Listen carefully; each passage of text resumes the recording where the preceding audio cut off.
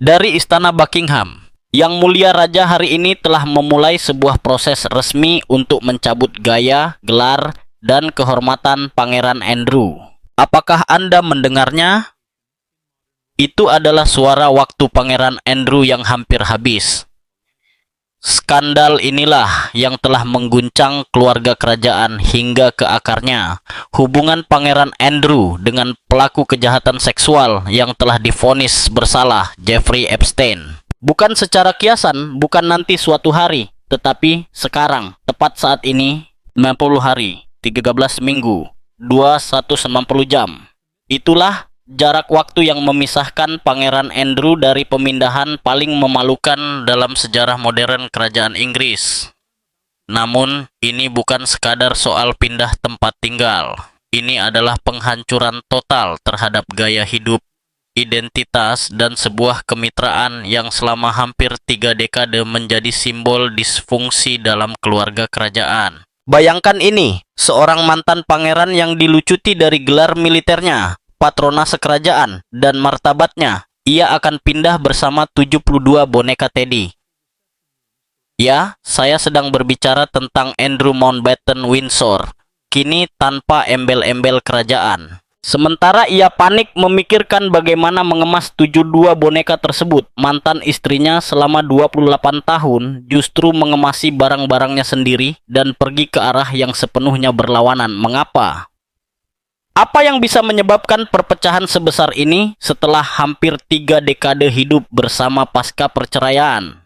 2 kata, uang habis. Raja Charles III baru saja menjatuhkan gilotin finansial yang bukan hanya memutus aliran dana, tetapi juga memutus hubungan, membongkar kebohongan selama puluhan tahun, dan mengungkap kebenaran mengejutkan tentang apa yang sebenarnya menyatukan Andrew dan Fergie selama ini. Peringatan spoiler, itu bukan cinta, bukan persahabatan, bukan juga komitmen terhadap keluarga. Itu adalah uang tunai yang dingin dan keras. Dan sekarang, ketika keran uang telah ditutup, lihatlah betapa cepat pasangan cerai paling bahagia di dunia berubah menjadi mantan pasangan paling pahit, marah, dan putus asa di Inggris. Apakah Anda siap? Karena apa yang akan saya ungkapkan selanjutnya akan mengubah semua yang Anda kira Anda ketahui tentang keluarga York. Rumah megah yang tak ingin ditinggalkan siapapun. Royal Lodge bukan sekadar rumah.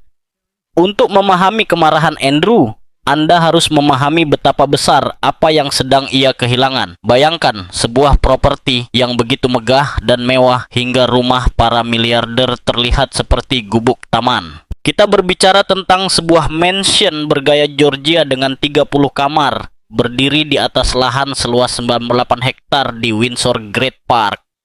30 kamar, resapi angka itu sejenak. Ini bukan apartemen, bahkan bukan rumah besar biasa. Ini pada dasarnya adalah istana, lengkap dengan ruang tamu raksasa yang dapat menggelar pesta dansa, beberapa ruang resepsi untuk menjamu tamu, kapel pribadi, area staf, taman yang terawat sempurna dengan tim penuh waktu, sistem keamanan bernilai jutaan, serta ruang yang cukup bagi Andrew untuk mendedikasikan 1 kamar penuh hanya untuk koleksi boneka Teddy-nya. Bangunan ini didirikan pada abad ke-17 dan telah menjadi tempat tinggal berbagai anggota kerajaan selama berabad-abad. Properti ini syarat dengan sejarah, prestis, dan kemewahan uang lama yang tak pernah bisa ditiru oleh kekayaan baru. Dan berapa biaya yang harus dibayar Andrew Windsor untuk semua kemewahan ini? 1 pound sterling per tahun. Pikirkan itu saat Anda berjuang membayar cicilan rumah, kenaikan sewa, dan tagihan energi yang mencekik. Andrew tinggal di mansion senilai 30 juta pound dengan biaya yang bahkan lebih murah dari 1 paket makan di Tesco. Lebih parah lagi, para pembayar pajaklah yang menanggung biaya sebenarnya. Biaya perawatan saja mencapai lebih dari 400.000 per tahun. Tagihan pemanas untuk properti sebesar itu sangat luar biasa. Gaji staf, perawatan taman, perbaikan bangunan berusia ratusan tahun, semuanya dibayar oleh publik. Andrew menandatangani sewa selama 75 tahun pada tahun 2004. Sebuah perjanjian yang pada dasarnya menjamin hak tinggal seumur hidup di istana ini dengan biaya nyaris nol. Ia mengira hidupnya telah aman. Ia mengira telah memenangkan lotre. Ia membayangkan menghabiskan sisa hidupnya mengatur boneka-boneka Teddy dalam berbagai posisi di 30 kamar miliknya. Ia keliru. Skandal boneka Teddy yang mengungkap segalanya. Sebelum melangkah lebih jauh, kita harus membahas sesuatu yang tampak sepele, tetapi sebenarnya sangat mengungkap banyak hal. Boneka Teddy tersebut. Son 2 boneka. Itu bukan salah ketik dan itu bukan berlebihan. Menurut sejumlah staf yang pernah lampir di Royal Lodge, Pangeran Andrew menyimpan koleksi sebanyak 72 boneka Teddy dan boneka isi yang tersebar di seluruh mansion tersebut, dan disinilah semuanya menjadi aneh. Boneka-boneka itu tidak bisa diletakkan sembarangan, sama sekali tidak. Andrew memiliki sistem penataan yang sangat spesifik untuk setiap boneka. Masing-masing memiliki posisi tetapnya sendiri. Para staf diberikan instruksi yang sangat ketat mengenai penempatan boneka-boneka tersebut.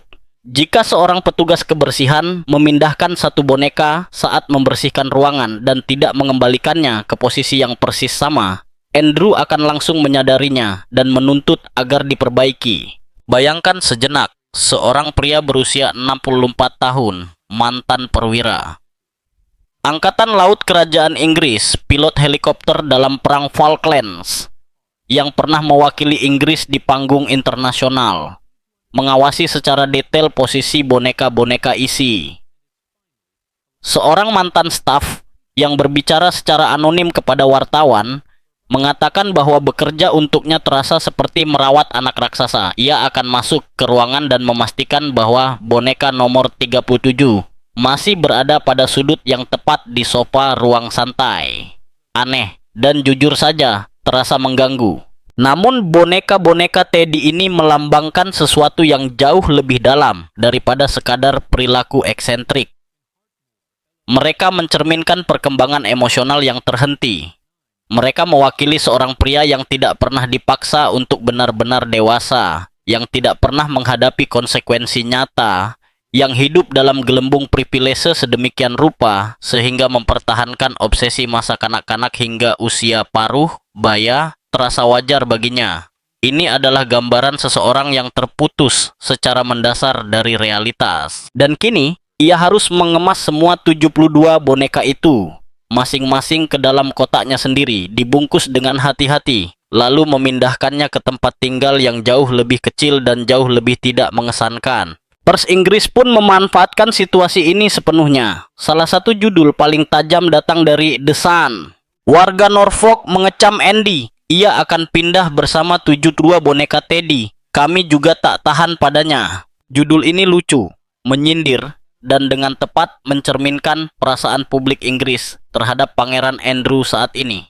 Rasa jijik total yang bercampur dengan humor gelap. Langkah terukur sang raja. Kini, mari kita bicarakan sosok yang mengatur seluruh situasi ini. Raja Charles III. Charles berada dalam posisi yang hampir mustahil, dan memahami sudut pandangnya sangat penting untuk mengerti mengapa semua ini terjadi seperti sekarang. Ia berusia 75 tahun, orang tertua dalam sejarah yang naik takhta Inggris. Ia menunggu selama 7 dekade untuk menjadi raja, lebih lama dari pewaris manapun sebelumnya, dan ketika akhirnya mahkota itu berada di kepalanya, apa yang ia warisi? Sebuah keluarga yang berada dalam kekacauan total. Putra bungsunya, Harry, telah membelot ke California dan terus melempar bom lewat dokumenter Netflix serta memuar penuh pengakuan. Saudaranya, Andrew, adalah sumber skandal yang memalukan dikaitkan dengan seorang pelaku perdagangan seks yang telah divonis bersalah. Publik mulai mempertanyakan relevansi monarki. Sentimen republik meningkat, dan di tengah semua itu, Charles juga sedang berjuang melawan kanker sambil menjalankan monarki, menghadapi kehancuran keluarganya, dan berada di usia lanjut. Tekanan agar Charles mengambil tindakan tegas terhadap masalah Andrew telah menumpuk selama bertahun-tahun, bukan hanya dari media dan publik, tetapi juga dari dalam keluarganya sendiri. Pangeran William, calon raja di masa depan, dilaporkan memberikan ultimatum kepada ayahnya. Menurut beberapa sumber istana, William sangat tegas. Andrew adalah racun. Monarki tidak bisa terus dikaitkan dengannya. Ia harus pergi atau William dan keluarganya akan menjaga jarak dari seluruh situasi ini. Ini bukan sekadar saran, ini adalah tuntutan. Catherine, Putri Wales, sepenuhnya mendukung suaminya. Mereka menarik garis batas yang jelas. Andrew tinggal bersebelahan dengan mereka di Windsor, dianggap tidak dapat diterima. Keberadaannya di properti milik mahkota, merusak reputasi monarki. Sesuatu harus berubah. Namun Charles adalah kakak Andrew. Mereka tumbuh bersama. Mereka berbagi kenangan tentang ibu mereka, Ratu Elizabeth II, yang sangat mencintai Andrew meskipun segala kekurangannya. Loyalitas keluarga itu rumit, terlebih dalam lingkungan kerajaan, di mana kewajiban publik dan perasaan pribadi terus bertabrakan. Karena itu, Charles bergerak perlahan, bahkan terlalu perlahan menurut sebagian orang. Ia mencoba jalur negosiasi lebih dulu. Bertahun-tahun lalu, ia menawarkan tempat tinggal alternatif kepada Andrew. Frogmore Cottage, properti yang sama yang sebelumnya dihuni Harry dan Meghan, lebih kecil, lebih sederhana, dan jauh kurang mewah. Andrew berulang kali menolak. Mengapa? Kesombongan, ego, dan delusi. Andrew benar-benar percaya bahwa ia tidak melakukan kesalahan apapun, dan karena itu berhak mempertahankan gaya hidupnya. Ia mengira jika ia cukup bersabar, jika ia cukup bertahan, skandal itu akan mereda dan segalanya akan kembali normal. Ia sangat keliru. Akhirnya, Charles mencapai batasnya, namun alih-alih langsung mengusir saudaranya dan menghadapi tuduhan sebagai sosok yang kejam, Charles merancang sesuatu yang jauh lebih strategis. Kesepakatan finansial yang secara bersamaan menjamin Andrew, sekaligus membongkar motivasi sebenarnya dari semua pihak yang terlibat. Kejam ya, tetapi juga cerdas. Kesepakatan dan angka-angkanya, mari kita lihat detail tawaran Raja Charles kepada Andrew, karena inilah kunci ledakan besar ini. Andrew menerima pembayaran satu kali yang diperkirakan antara 250.000 hingga 500.000. Dana ini secara khusus ditujukan untuk menutupi biaya pindah, termasuk jasa pemindahan profesional untuk 30 ruangan penuh perabot dan 72 boneka Teddy. Biaya penataan awal di tempat tinggal baru, perabotan atau modifikasi yang diperlukan, serta pengeluaran transisi jangka pendek lainnya. Bagi kebanyakan orang, 500 juta pound adalah jumlah yang mengubah hidup. Anda bisa membeli rumah yang layak di sebagian besar Inggris, pensiun dengan nyaman, atau menjamin keamanan finansial. Namun bagi Andrew, jumlah ini hampir tidak cukup untuk menutup biaya kepindahan itu sendiri. Perabotannya antik, barang-barangnya sangat banyak. Ekspektasi gaya hidupnya luar biasa tinggi. Uang ini akan habis bahkan sebelum ia selesai membongkar barang. Selain itu, Charles juga menyetujui pemberian tunjangan tahunan antara 110.000 hingga 200.000 untuk masa depan yang dapat diperkirakan. Sekali lagi, bagi orang biasa, 200.000 per tahun berarti sangat kaya. Tetapi konteks adalah segalanya. Andrew terbiasa menghabiskan jauh lebih banyak. Gaya hidupnya di Royal Lodge yang dibiayai oleh pajak dan kas kerajaan menghabiskan lebih dari 500.000 per tahun jika dihitung biaya perawatan, staf, keamanan, dan pengeluaran pribadi. Artinya, tunjangan ini adalah penurunan drastis. Untuk pertama kalinya, Andrew harus belajar satu hal yang asing baginya, mengatur anggaran.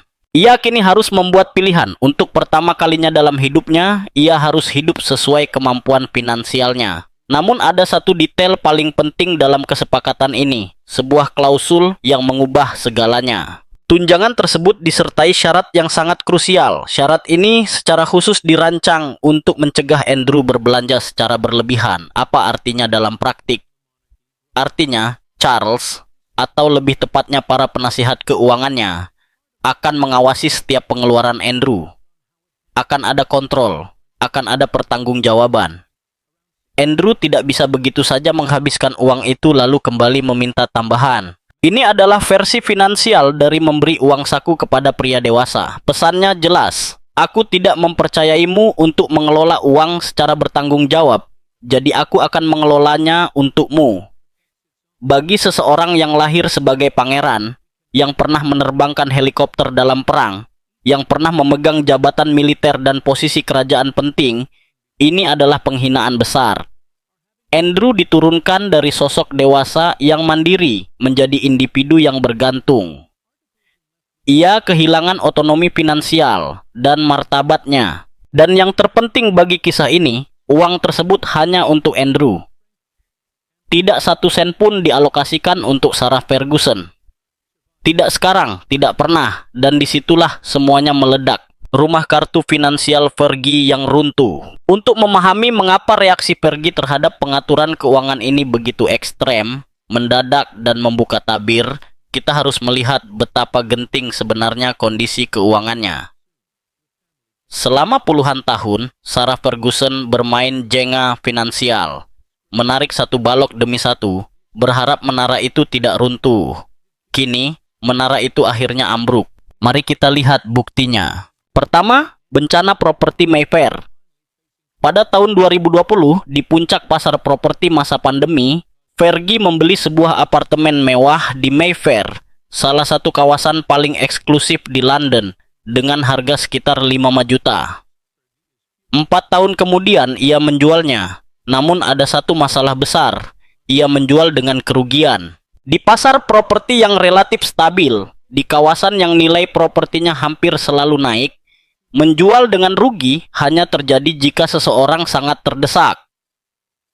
Jika Anda membutuhkan uang tunai segera dan tidak mampu menunggu pembeli atau harga yang tepat, ini menunjukkan bahwa Fergie berada dalam kesulitan finansial serius, jenis kesulitan yang membuat seseorang rela kehilangan ratusan ribu pound hanya demi mendapatkan uang tunai. Selanjutnya, mari kita tinjau rekam jejak bisnis Fergie.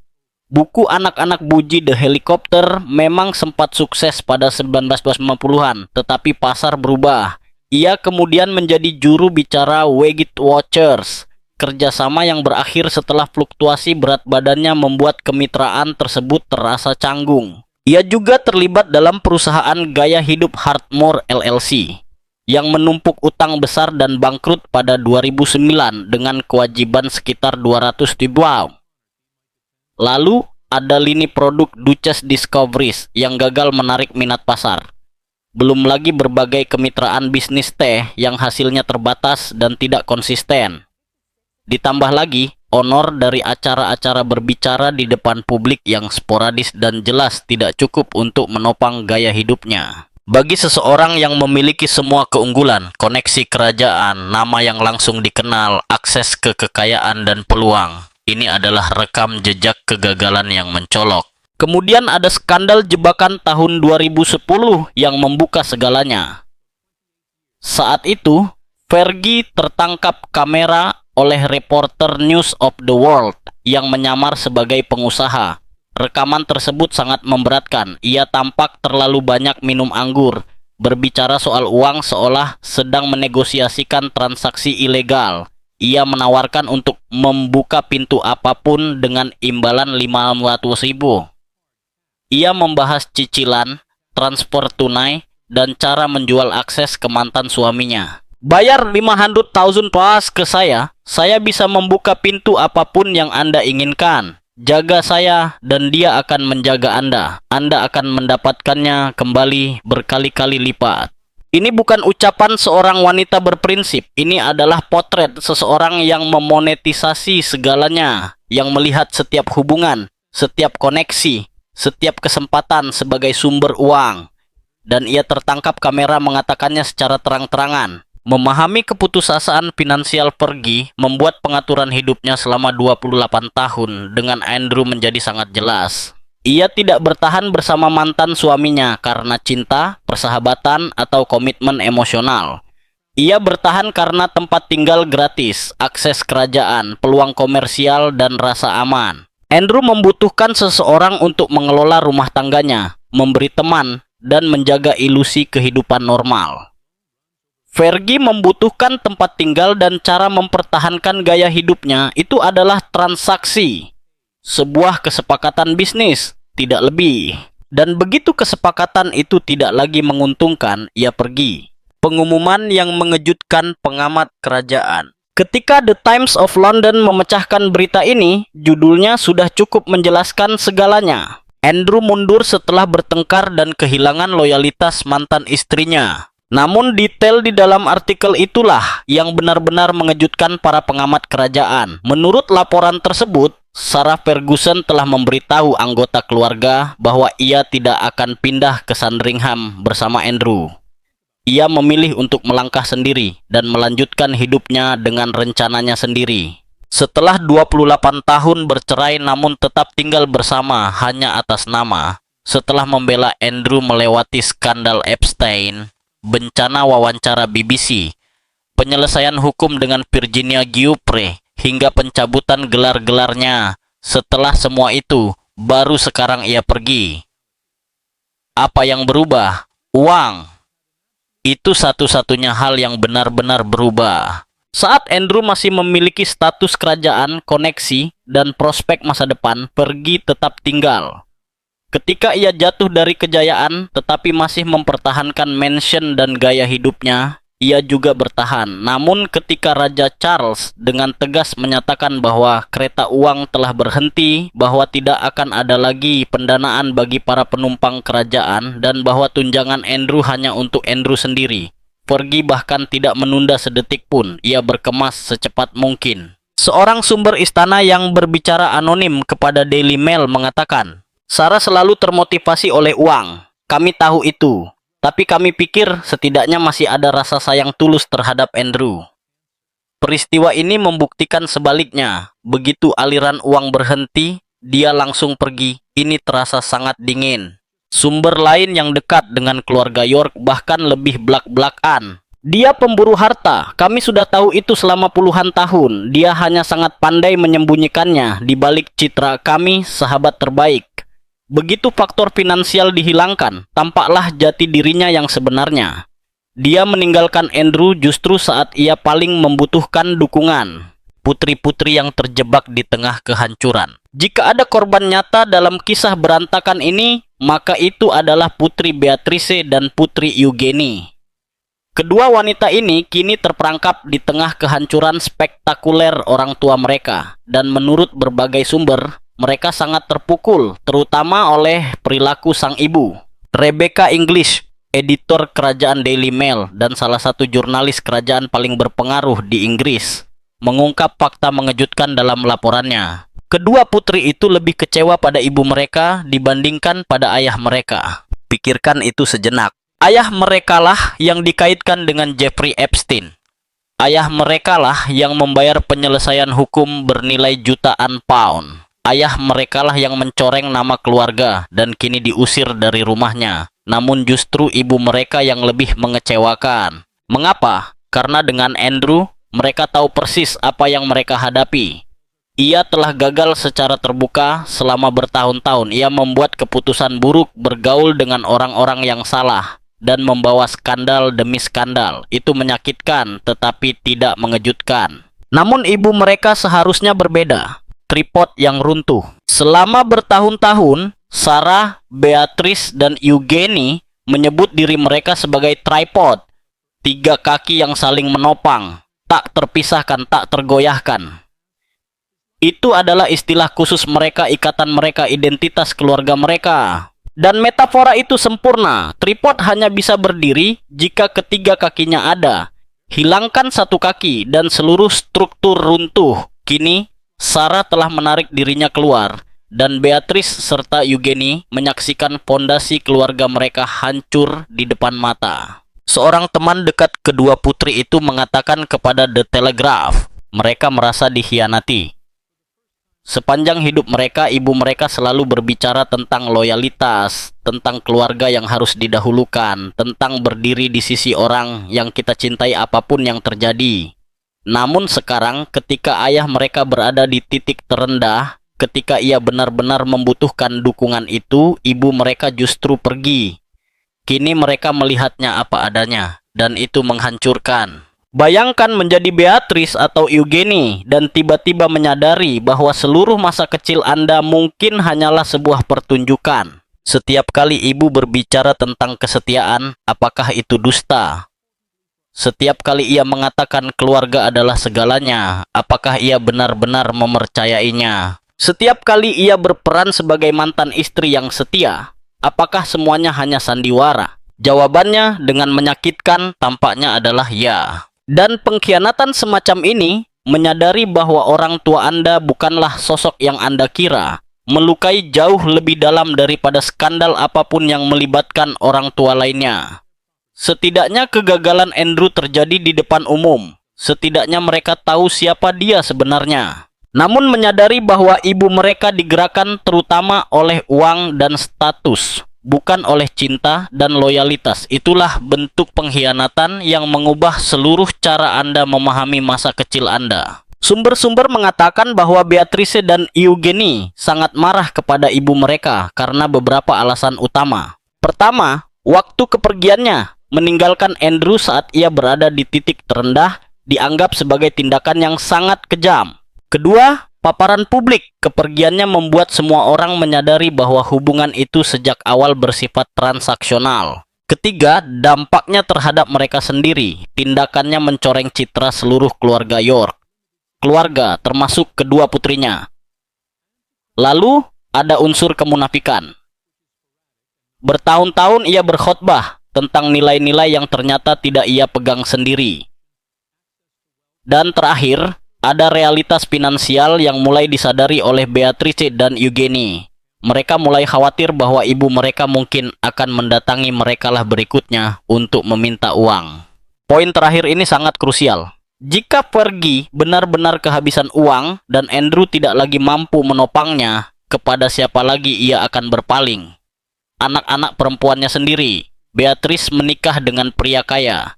Suaminya, Edoardo Mapelli Mozzi, berasal dari keluarga pengembang properti yang sangat sukses. Sementara itu, suami Eugenie, Jack Brooksbank, bekerja di sektor keuangan dan industri minuman beralkohol. Kedua pasangan ini memiliki sumber daya finansial. Para putri kini mulai menyadari bahwa langkah berikutnya dari ibu mereka mungkin adalah mengetuk pintu rumah mereka dengan tangan terulur meminta bantuan finansial, dan itu menempatkan mereka dalam posisi yang mustahil, baik secara emosional maupun moral. Pengasingan ke Norfolk. Tujuan baru Andrew. Lalu, kemana sebenarnya Pangeran Andrew akan pergi? Seperti apa kehidupan barunya setelah meninggalkan Royal Lodge? Tujuannya adalah Sandringham Estate, properti pribadi raja di Norfolk, sekitar 140 km di utara London. Ini adalah kawasan seluas sekitar 20.000 hektar, tempat keluarga kerajaan biasanya berkumpul saat Natal, tempat Ratu Elizabeth Naula menghabiskan banyak waktu pribadinya, dan lokasi yang selama ini identik dengan ketenangan serta privasi kerajaan. Kedengarannya menyenangkan, bukan? Memang begitu, dan justru inilah yang membuat banyak orang yang menginginkan akuntabilitas nyata merasa frustrasi. Andrew akan ditempatkan di salah satu properti di dalam kawasan Sandringham. Bukan rumah utama yang diperuntukkan bagi raja, melainkan kemungkinan salah satu pondok besar atau rumah kecil di dalam kompleks tersebut. Tetap nyaman, tetap jauh lebih mewah daripada apa yang kebanyakan orang akan pernah alami. Namun kenyataannya jelas, ini bukan Royal Lodge. Royal Lodge adalah mansion 30 kamar di atas lahan 98 hektar di jantung Windsor Great Park, pusat wilayah kerajaan, dekat Kastel Windsor, dan pusat kehidupan kerajaan. Itu soal prestis, soal lokasi, soal simbol kekuasaan dan status. Norfolk adalah sebaliknya. Norfolk adalah pengasingan. Itu berarti disingkirkan, dijauhkan dari pusat kekuasaan dan pengaruh. Sebuah pesan bahwa ia tidak lagi dapat dipercaya untuk berada dekat dengan pusat aktivitas kerajaan. Jika Andrew berpikir bahwa pindah ke Norfolk akan memberinya awal baru, ia akan sangat kecewa. Penduduk setempat telah menyuarakan perasaan mereka, dan mereka sama sekali tidak menyambutnya. Seorang warga Norfolk mengatakan kepada wartawan, "Kami juga tidak menginginkannya di sini. Dia orang yang mengerikan. Mengapa kami harus menerimanya di komunitas kami?" Warga lain bahkan lebih tegas. "Dia tidak diterima. Dia memalukan bagi Inggris, dan sekarang dia akan menjadi tetangga kami? Tidak, terima kasih."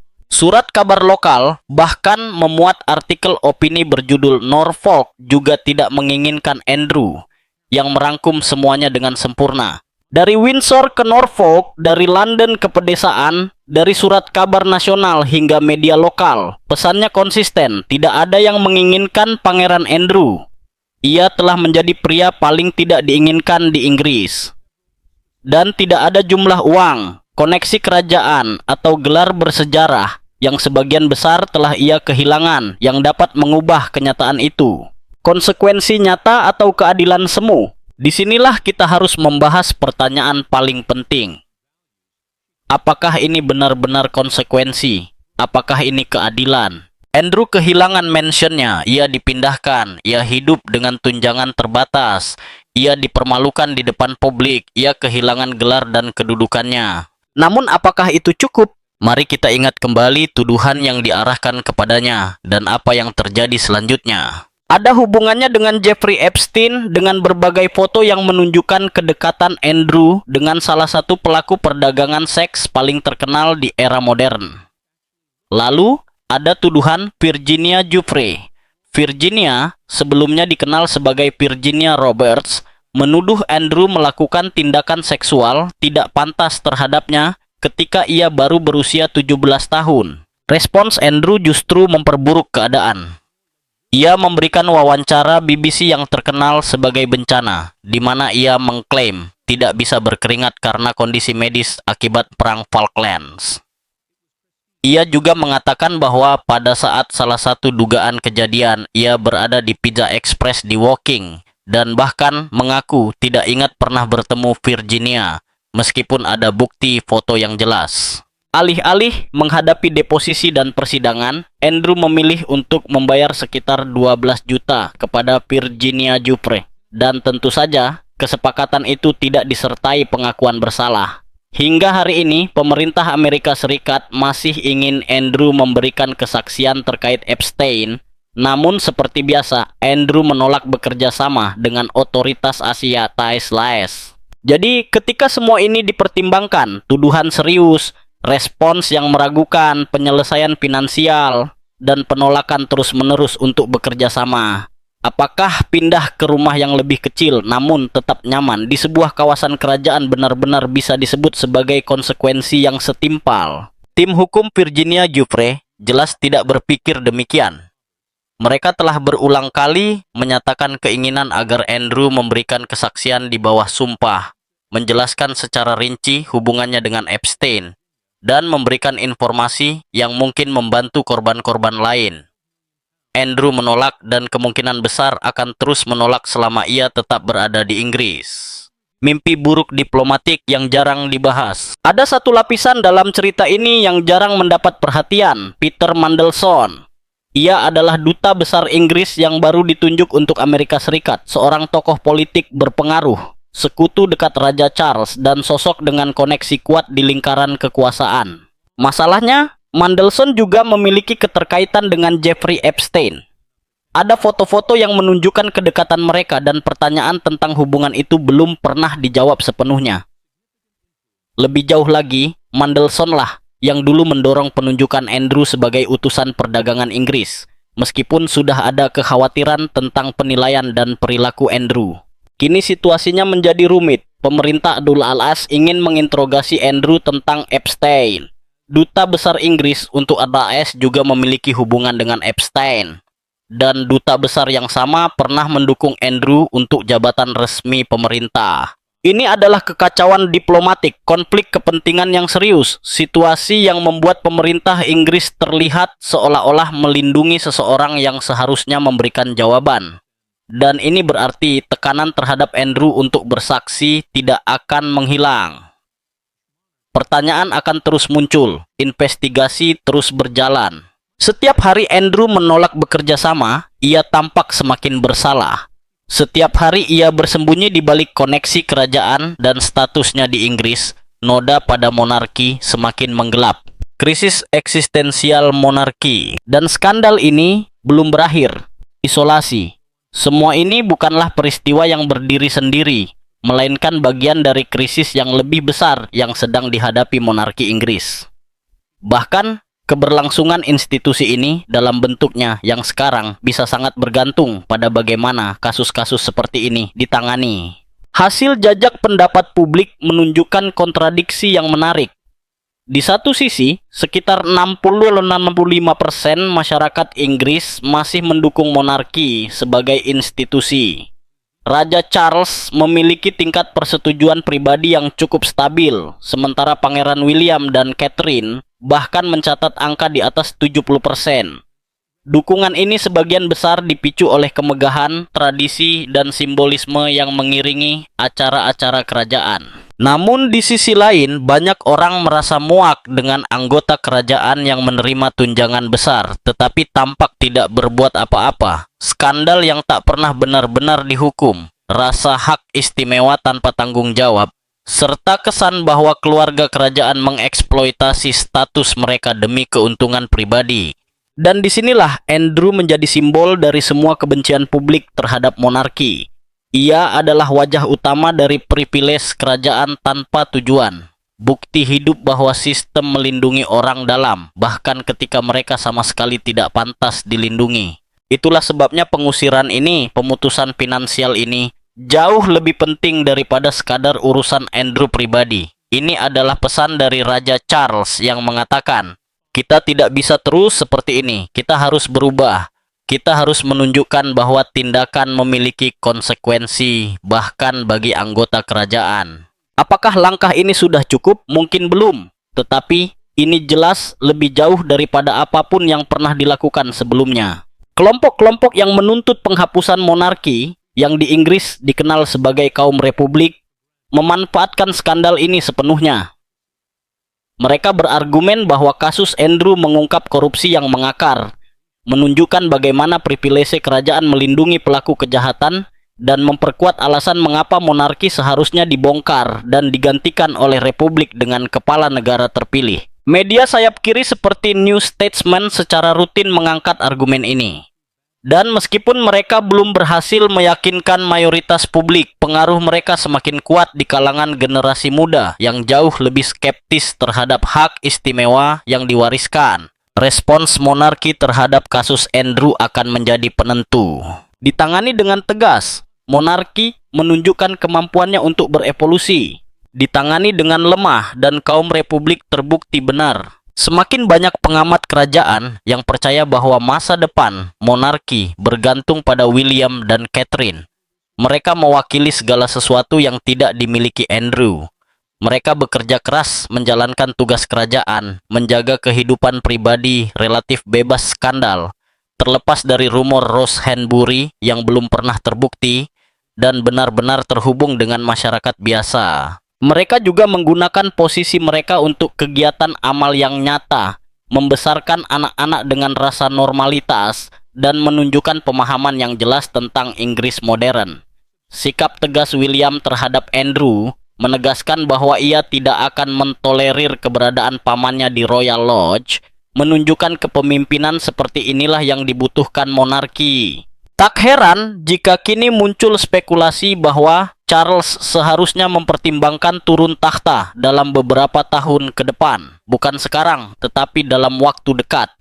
Ia berusia hampir 80 tahun, tengah berjuang melawan kanker, dan dikelilingi oleh kekacauan keluarga. Apakah institusi akan lebih kuat jika William mengambil alih lebih cepat? William sebagai raja akan melambangkan pemutusan bersih dengan masa lalu, generasi baru, awal yang segar, tanpa beban skandal generasi ayahnya dan aib pamannya. Namun pertanyaannya tetap, apakah Charles bersedia melepaskan mahkota yang telah ia tunggu selama 73 tahun untuk dikenakan? Ledakan yang belum berakhir. Kita kembali ke pertanyaan utama. Mengapa pemotongan keuangan oleh Raja Charles memicu ledakan sebesar ini? Karena keputusan itu mengungkap kebenaran, tirai ditarik, fakta telanjang terlihat jelas. Kesatuan keluarga York ternyata dibangun di atas fondasi finansial, bukan emosional. Andrew dan Fergie marah bukan karena mereka diperlakukan tidak adil, tetapi karena untuk pertama kalinya mereka harus menghadapi konsekuensi nyata. Karena privilege yang mereka nikmati selama puluhan tahun akhirnya dicabut. Karena realitas kini menghancurkan fantasi mereka. Andrew marah karena hidup nyamannya perlahan menghilang. Ia dipermalukan di depan publik, dikekang secara finansial seperti anak kecil dan dipaksa meninggalkan Royal Lodge beserta 72 boneka Teddy kesayangannya, sementara dunia menyaksikan kejatuhannya. Fergie marah karena keran uang ditutup memaksanya menghadapi kenyataan finansial. Penipuan halus yang ia lakukan selama puluhan tahun kini terbongkar. Putri-putrinya melihat jati dirinya yang sebenarnya, dan untuk pertama kalinya, ia harus benar-benar bekerja demi menopang hidupnya sendiri. Namun seperti yang telah dikatakan sebelumnya, tidak ada yang peduli pada kemarahan mereka. Mereka memiliki semua keuntungan, semua privilege, semua peluang, dan mereka menyia-nyiakannya melalui perilaku buruk, penilaian yang salah, dan rasa berhak yang berlebihan. Satu-satunya pihak yang pantas mendapatkan simpati dalam kisah ini adalah Putri Beatrice dan Putri Eugenie. Dua perempuan yang tidak melakukan kesalahan apapun, tetapi harus menanggung beban kegagalan orang tua mereka. Sedangkan Andrew dan Fergie, mereka menerima apa yang memang layak mereka terima. Mungkin bukan keadilan sepenuhnya. Andrew seharusnya tetap diminta bersaksi di bawah sumpah tentang Epstein. Namun ini adalah akuntabilitas terbesar yang pernah mereka hadapi. 3 bulan lagi Andrew harus meninggalkan Royal Lodge.